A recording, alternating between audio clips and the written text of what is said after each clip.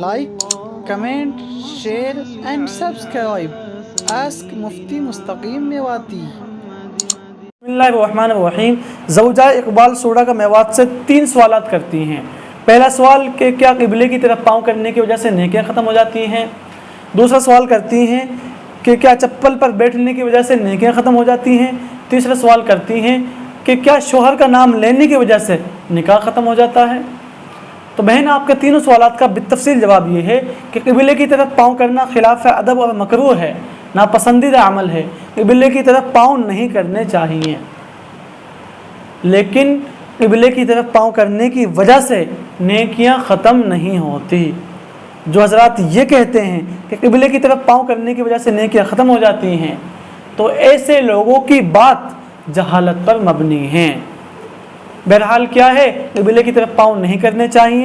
قبلے کی طرف پاؤں کرنا خلاف ادب اور مکروہ ہے، لیکن بہرحال اس سے نیکیاں ختم نہیں ہوتی. آپ کو جو دوسرا سوال ہے کہ چپل پر بیٹھنے کی وجہ سے نیکیاں ختم ہو جاتی ہیں، تو بھائی یہ بات بھی کیا ہے، بالکل درست نہیں ہے. چپل پر بیٹھنا اگرچہ پسندیدہ کام نہیں ہے، لیکن اس سے نیکیاں ختم نہیں ہوتی. مجبوری کی حالت میں چپل پر بیٹھا بھی جا سکتا ہے. جو حضرات یہ کہتے ہیں کہ چپل پر بیٹھنے کی وجہ سے نیکیاں ختم ہو جاتی ہیں، ایسے لوگوں کی بات بھی جہالت پر مبنی ہے. چپل پر بیٹھنے کی وجہ سے بھی نیکیاں ختم نہیں ہوتی. اب لیتے ہیں آپ کے تیسرے سوال کو کہ کیا شوہر کا نام لینے کی وجہ سے میاں بیوی کا نکاح ختم ہو جاتا ہے. تو بہن اس سوال کا جواب یہ ہے کہ شوہر کا نام نہیں لینا چاہیے، خلاف ادب ہے، مکروہ ہے، ناپسندیدہ ہے، لیکن اس سے نکاح ختم نہیں ہوتا. شوہر کا نام لینے کی وجہ سے نکاح ختم نہیں ہوتا، لیکن عام طور سے شوہر کا نام نہیں لینا چاہیے، خلاف ادب اور مکروہ ہے، ناپسندیدہ ہے. خلاصہ کلام یہ ہے کہ قبلے کی طرف پاؤں نہیں کرنے چاہیے، مکروہ ہے، ناپسندیدہ ہے، لیکن اس سے نیکیاں ختم نہیں ہوتی.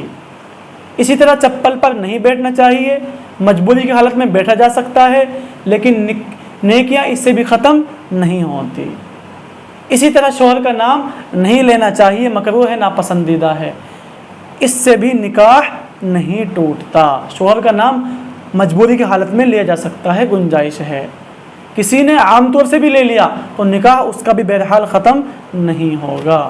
امید ہے کہ یہ تمام آسان باتیں آپ حضرات کو سمجھ آ گئی ہوں گی. تفصیل کے لیے آپ فتاوی دارالعلوم دیوبند دیکھ سکتے ہیں، اسی طرح فتاوی ہندیہ دیکھ سکتے ہیں. وآخر دعوانا الحمدللہ رب العالمین. Like, comment, share and subscribe. Ask Mufti Mustaqim Mewati.